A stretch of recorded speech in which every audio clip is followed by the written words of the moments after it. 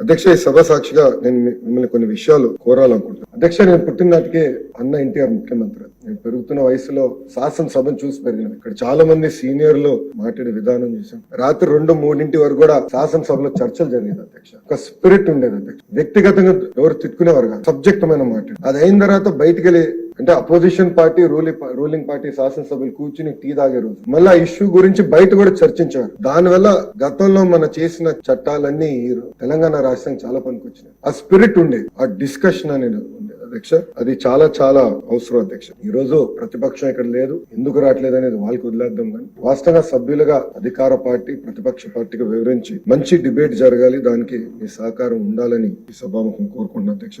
ఇంతేకాకుండా ఒక ఐటీ శాఖ మంత్రిగా నేను పక్క రాష్ట్ర శాసన సభలను చూశాను. అక్కడ డిజిటైజేషన్ పెద్ద ఎత్తున చేశారు అధ్యక్ష.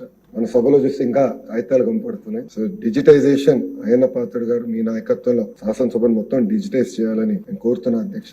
అంతేకాకుండా మీరు పార్లమెంట్ సభ్యులుగా చేశారు. పార్లమెంట్ ప్రాక్టీసెస్ గురించి నేర్చుకున్నాక ఏమంటే ఇక్కడ ఉన్న ఫస్ట్ టైం ఎమ్మెల్యేస్ చాలా మంది మేము ఉన్నాం, నేర్చుకున్నాక సిద్ధంగా ఉన్నాం. ట్రైనింగ్ క్లాసులు ఏర్పాటు చేసి అంటే ప్రాక్టీసెస్ ఎలా ఉండాలి, క్వాలిటీ ఆఫ్ డిబేట్ ఎలా పెరగాలి, ఒక బిల్ ప్రవేశపెడితే అందరం ఆయిజ్ నేజ్ కాకుండా అవసరమైతే చర్చ జరగాలి, సవరణలు తీసుకొచ్చి ఆ సవరణల పైన కూడా ఓటింగ్ జరగాలని బలంగా నమ్మే వ్యక్తిని నేను అధ్యక్ష. దానికి మీ డైరెక్షన్ ఉంటుందని ఈ సభాముఖంగా కోరుకుంటూ, వాస్తవంగా మిమ్మల్ని అక్కడ మీరు ఈ రోజు అక్కడ కూర్చుంటున్నారంటే మీ నోరు కట్టేశారన్న బాధ ఒకటి ఉంది అధ్యక్ష. కానీ విట్ ఉండాలి. పెద్దలు అందరు చాలా మంది మాట్లాడారు. ఆ విట్ నేచర్ తోనే సభ జరగాల్సిన అవసరం ఉంది. విట్టిగా జరిగితే ఎన్ని గంటలైనా ఇక్కడ చర్చిస్తాం, ఎన్ని గంటలైనా మనం మాడడానికి అవకాశం ఉంటుంది. అది మీరు కోల్పోకూడదని ఈ సభాముఖంగా మిమ్మల్ని కోరుకుంటూ, మళ్ళీ అధ్యక్ష మిమ్మల్ని పిలిచే అవకాశం నాకు ఇచ్చిన చంద్రబాబు నాయుడు గారికి, పవన్ అన్నకి, బీజేపీ నాయకులకి నా హృదయపూర్వక ధన్యవాదాలు తెలుపుకుంటూ సెలవు తీసుకుంటాను.